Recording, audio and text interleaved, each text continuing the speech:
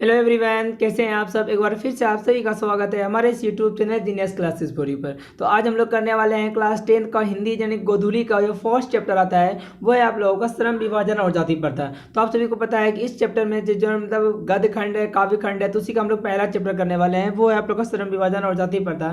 तो श्रम विभाजन और जाति प्रथा जी, ये पहले है क्या, ये चीज़ पता होना चाहिए। यानी कहानी है या कविता है, ये क्या चीज़ है, ठीक है। तो यहाँ से आप लोग का 1 नंबर का क्वेश्चन पूछा जाता है। ये क्या हो जाएगा, ये हो जाएगा आप लोग का निबंध। यह क्या है, निबंध है। और कोई भी कहानी हो या कविता हो या रेखा चित्र हो, कुछ भी हो, तो उसका लेखक जरूर होता है। तो यहाँ पर अगर श्रम विभाजन और जाति प्रथा के लेखक की बात अगर करते हैं तो लेखक इसका कौन हो जाएगा, भीमराव अंबेडकर। यहाँ पे क्या हो जाएगा, भीमराव अंबेडकर हो जाएगा। और भीमराव अंबेडकर का जन्म कब हुआ था, 14 अप्रैल 1891 ईस्वी को। कब हुआ था, 14 अप्रैल 1891 ईस्वी को हुआ था, ठीक है। यहाँ पे तो चलिए इसके बाद हम लोग आगे चलते हैं, क्वेश्चन आंसर की बात करते हैं।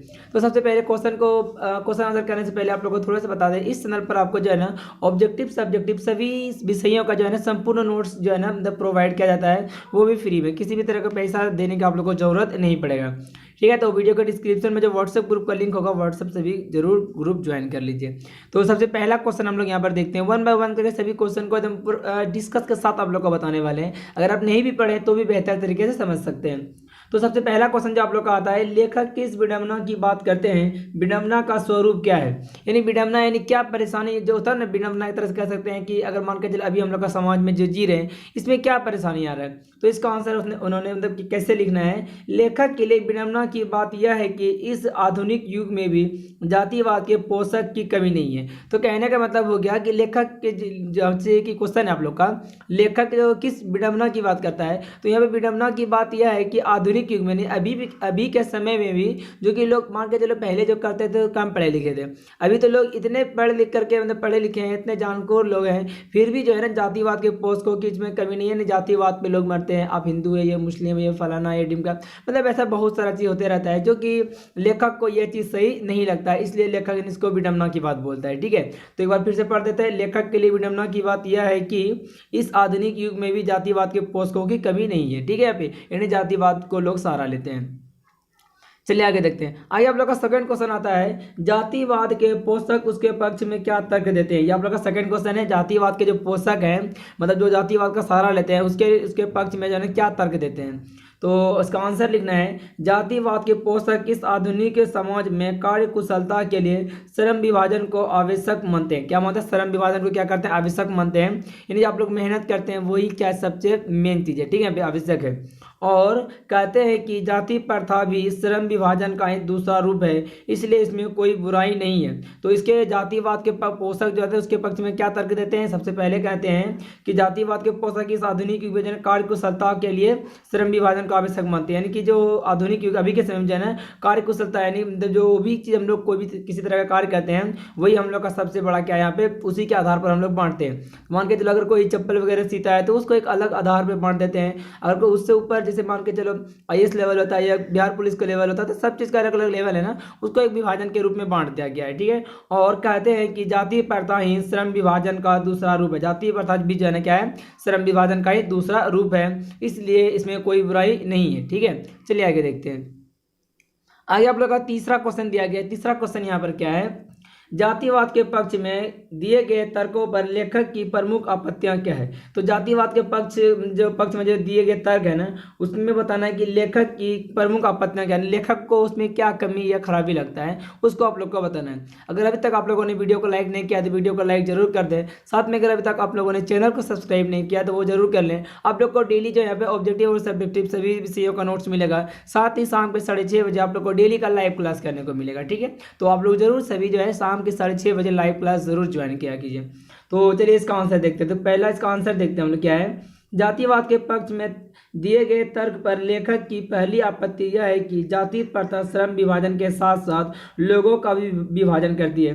तो जाति प्रथा जो है ना क्या करता है कि मतलब श्रम विभाजन के साथ साथ लोगों का भी विभाजन करती है, सही बात है। इसमें क्या करता है, लोगों को भी बांट देता है कि ये फलना है ये फलना है। तो इसमें क्या करता है, लोगों को भी इसमें विभाजन कर देता है, जो कि इंसानियत के तौर पर नहीं होना चाहिए, ठीक है। उसके बाद यहाँ पे क्या हो गया, लोगों का भी विभाजन करती है। श्रम विभाजन निश्चय ही सभ्य समाज के आवश्यक है। तो श्रम विभाजन यानी कि जो भी कोई किसी भी तरह का काम करता है तो वो सभ्य समाज के लिए, एक अच्छे समाज के लिए जरूरी है, ठीक है। यहाँ पे लेकिन किसी सभ्य समाज में कार्य के साथ साथ लोगों का विभाजन सही विभाजन नहीं है। तो मान के चलिए जैसे कि काम करते हैं तो कोई भी अगर मान के चलो सभी मिलजुल के अगर काम करते हैं तो वो अच्छी वाली बात है, उसमें क्या करेगा एक अच्छा समाज का निर्माण होगा। लेकिन उससे क्या होता है लोगों का भी विभाजन हो जाता है जो कि जो है ना लेखक को सही नहीं लगता। एक बार फिर से पढ़ देते हैं। जातिवाद के पक्ष में दिए गए तर्कों पर लेखक की पहली आपत्ति यह है कि जाति प्रथा जो है ना श्रम विभाजन के साथ साथ लोगों का भी विभाजन करती है। एक हो गया। दूसरी बात इसमें आता है श्रम विभाजन निश्चय ही सभी समाज की आवश्यक है। तो सभी समाज की आवश्यक के लिए आवश्यक है। ये यहाँ पर जो है ना की के लिए भी दे सकते हैं, कोई दिक्कत नहीं। तो श्रम विभाजन यानी एक अच्छा काम धाम करके जो है ना लोग एक अच्छे समाज का निर्माण कर सकते हैं। लेकिन सभी मतलब कि सभी समाज में कार्य के साथ साथ यानी कि अच्छा समाज में जो है ना कार्य के साथ साथ लोगों का भी जो विभाजन हो जाता है ये चीज उसको थोड़ा सा गलत लगता है। ठीक है, ये तो लेखक के तर्क था, इनका आपत्ति था जो लेखक को थोड़ा सा खराब लग रहा था। तो चलिए हम लोग देखते हैं अगला क्वेश्चन आप लोग का क्या दिया गया है। आगे वाला क्वेश्चन आप लोग का दिया गया है, थोड़ा सा लाइट प्रॉब्लम हो रहा है बार बार, सर ठीक हो जाएगा बहुत जल्द। तो हम लोग यहाँ पे देखिए 4 नंबर क्वेश्चन दिया गया है। जाति प्रथा भारतीय समाज में श्रम विभाजन का स्वाभाविक रूप क्यों नहीं कही जा सकती है।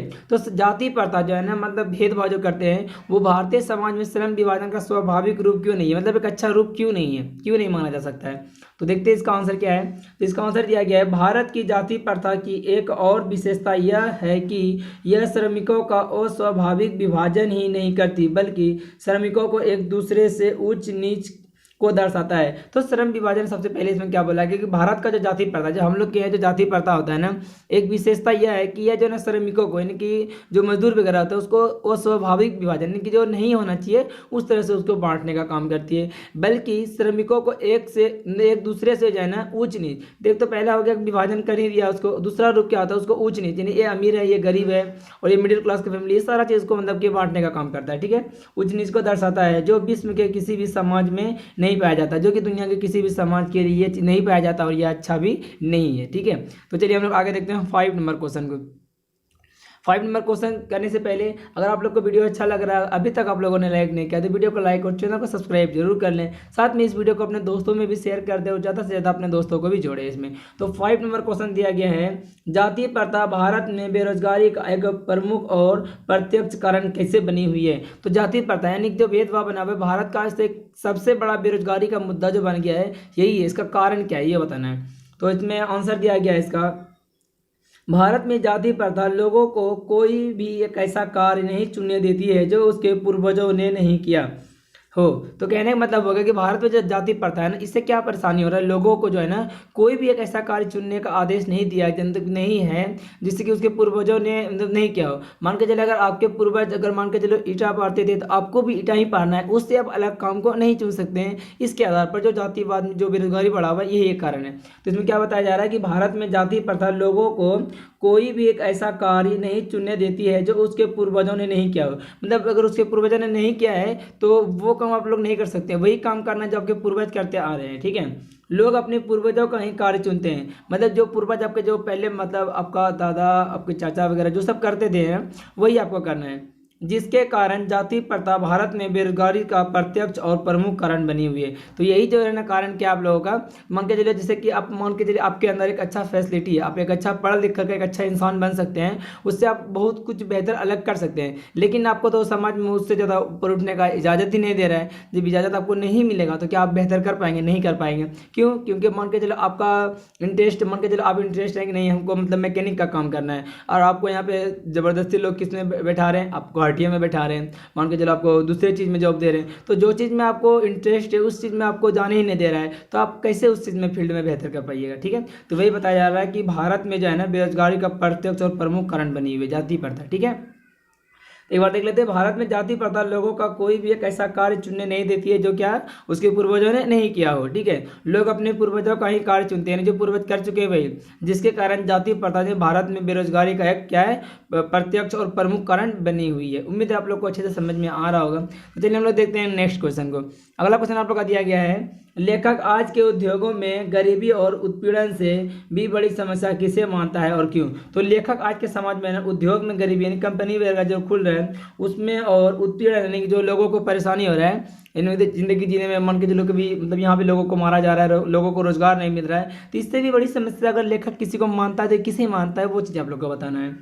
तो इसका आंसर लिखना है, लेखक गरीबी और उत्पीड़न से भी बड़ी समस्या जाति प्रथा को मानते हैं। गरीबी वगैरह क्या होता है, गरीबी और उत्पीड़न मान के चलो आज आप लोग सह लेते हो तो कल की उम्मीद है कि दूर जा सकता है, लेकिन अगर आज आप जो छोटे बच्चे के अंदर या फिर बड़े में जाति प्रथा का अगर हीन भावना उसमें शिकार हो जाता है, यानी कि जैसे मान के चलो आप जिस कास्ट से हैं आप दूसरे कास्ट से नफरत करते हैं, वैसे नफरत करना तो नहीं चाहिए क्योंकि सभी एक हैं और सभी को मतलब एक दिन मर के भी तो जाना ही है, तो फिर क्यों मतलब थोड़ा ऐसा लफड़ा करना।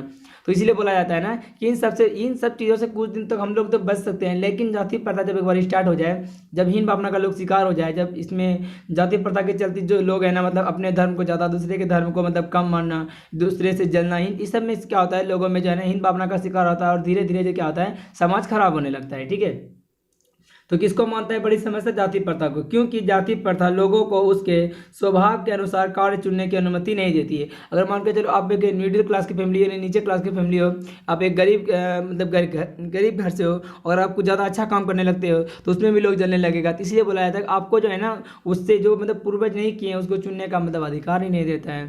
ठीक है, तो अनुमति नहीं देती है। तो चलिए हम लोग देखते हैं 7 नंबर क्वेश्चन को।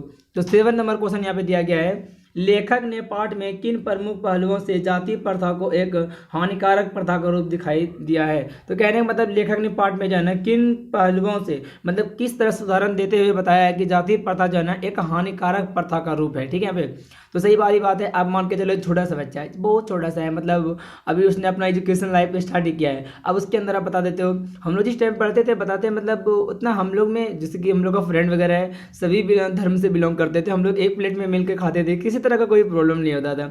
लेकिन अभी देखते हैं छोटा छोटा सा बच्चा रहता है ना, ये वो बजाते हैं, उसको सही से अपना दादा दादी का नाम एक दो का अगर जनरेशन पीछे जाए ना, मान के एक हो गया उसका अब्बा, एक हो गया उसका दादा, उसके दादा का भी अब्बा वगैरह का नाम पता नहीं होगा सही से। वो यहाँ तक तो छोड़ो, वो अपना सही से एड्रेस नहीं बता पाता, पढ़ने में जानकारी सही से नहीं रहता है उसको।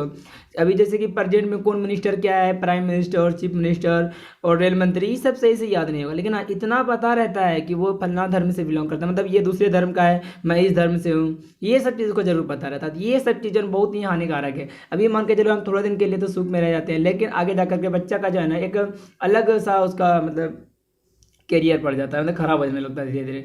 तो इसमें देखिए क्या कहा गया है, इस पाठ में लेखक ने कई पहलुओं से जाति प्रथा को एक हानिकारक प्रथा बताया है जिसमें आर्थिक और रचनात्मक पहलू सबसे प्रमुख है। तो आर्थिक और रचनात्मक, आर्थिक मतलब अभी के समय में और रचनात्मक मतलब अगर हम लोग बात की चर्चा करते हैं तो दोनों रूप से यह क्या है, हानिकारक है। ठीक है, तो चलिए हम लोग देखते हैं 8 नंबर क्वेश्चन को। 8 नंबर क्वेश्चन दिया गया है, सच्चे लोकतंत्र की स्थापना के लिए लेखक ने किन विशेषताओं को आवश्यक माना है। यानी सच्चा एक अच्छा अगर लोकतंत्र को स्थापना करना हो तो किन विशेषताओं को आवश्यक माना है, क्या चीज़ होना सबसे पहले जरूरी है। तो इसका आंसर है, लोकतंत्र की स्थापना के लिए लेखक ने लोगों के बीच दूध और पानी के मिश्रण जैसा भाईचारे को आवश्यक माना है।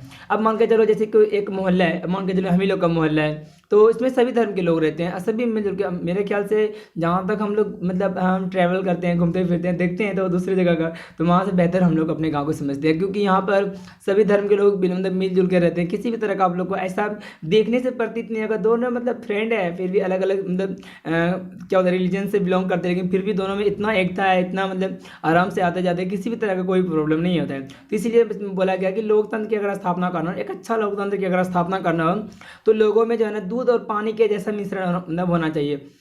दूध पानी में कि दूध में अगर पानी मिला दिया जाता है ना तो पानी भी दूध के तरह ही हो जाता है, पता नहीं चलता है। तो इसीलिए बोला जा रहा है कि इसमें भाईचारा जो होना चाहिए ना दूध और पानी की तरह होना चाहिए, जो कि मिलने के बाद पता नहीं चले कि हाँ ये इस मतलब ऐसा है या फिर वैसा है, लगे कि हाँ दोनों एक जैसा है। ठीक है, तो इसलिए बोला जा रहा है कि लोकतंत्र की स्थापना के लिए लेखक ने लोगों के बीच दूध और पानी के मिश्रण जैसा भाईचारे को आवश्यक माना है। तो ये हो गया हम लोग का फर्स्ट चैप्टर जो था श्रम विभाजन और जाति प्रथा, जिसके लेखक कौन थे, भीमराव अंबेडकर, और यह क्या था, एक निबंध था। ठीक है, यहाँ पे तो यहाँ तक हम लोग का एक पहला चैप्टर जो था वो कंप्लीट हो चुका था। यहाँ से ज़्यादा क्वेश्चन आप लोग के एग्जाम में कुछ भी नहीं आएगा, इतना सब पढ़ लेना है आप लोग को। उम्मीद है आप लोग को वीडियो अच्छा लगा होगा। अब वीडियो अच्छा लगा तो वीडियो को लाइक और चैनल को सब्सक्राइब जरूर कर लीजिएगा। साथ में हम लोग का ये सेकंड चैप्टर जो है 20 के दांत, जिसके लेखक के बारे में इस तरह से जैसे आप लोग को फर्स्ट चैप्टर पढ़ा है उसी तरह से second chapter, third chapter, 5 chapter, इसी तरह से करके जाना पूरा हिंदी, साइंस और सोशल साइंस सभी विषयों को आप लोग को 1 बाय 1 करके आप लोग को तैयारी कराएंगे। तो उम्मीद है जो वीडियो आप लोग को अच्छा लग रहा है तो वीडियो को लाइक करके चैनल को सब्सक्राइब जरूर कर लें, साथ में अपने दोस्तों में शेयर कर दें और शाम के 6:30 बजे जो लाइव होने वाला है वो लाइव को जरूर ज्वाइन करें। तो चलिए मिलते हैं आप लोगों से बहुत ही जल्द अगले वीडियो में, तब तक के लिए bye. Thanks for watching my video, keep support और कीप वॉचिंग, मतलब देखते रहे और सपोर्ट करते रहे और आप लोग के लिए बेहतर से बेहतर कंटेंट हम लोग लाते रहेंगे, ठीक है। तो व्हाट्सएप ग्रुप जो है वीडियो के डिस्क्रिप्शन में, उसको जरूर ज्वाइन कर लें। Thank you so much and love you all.